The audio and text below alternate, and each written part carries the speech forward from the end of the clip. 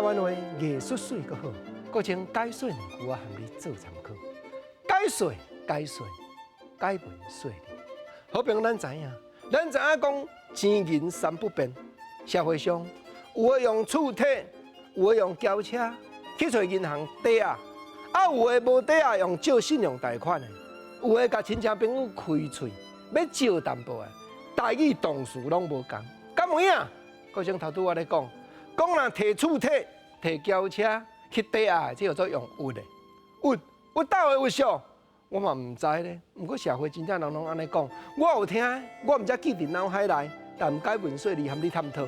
摕厝体去物，摕轿车去物出来赶紧应用，因为我即马银金得按，所以那以我听到就是讲，有条件甲人交换，你比如讲摕金子玉器去当店去物，这原来有。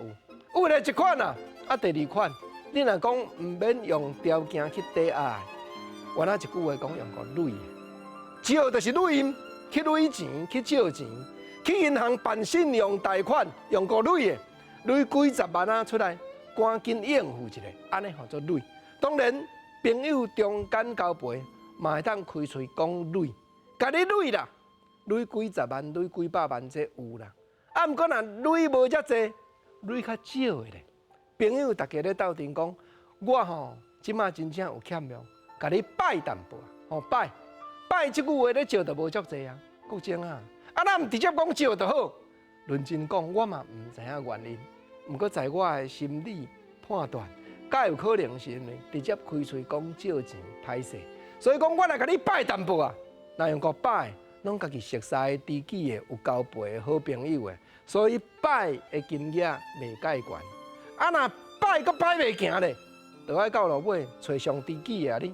国正啊，上知己的就解文说理的制作人啊。所以我若真正欠用，我来甲讲大哥，我甲你带淡薄啊。哦，这个带吼，就足好的朋友啊。你若唔借你歹势，安尼叫做带。国正啊，有影吼，听你安尼咧讲，敢若加加减减社会人有影有咧应用咧。无毋对，所以我较轻做一集的节目，咧讲拜，咧讲带。虽然拢是借钱啦，但是咱毋是二等的，咱毋是干那讲拜解说借钱，带解说借钱，我拢搁举例互你参考。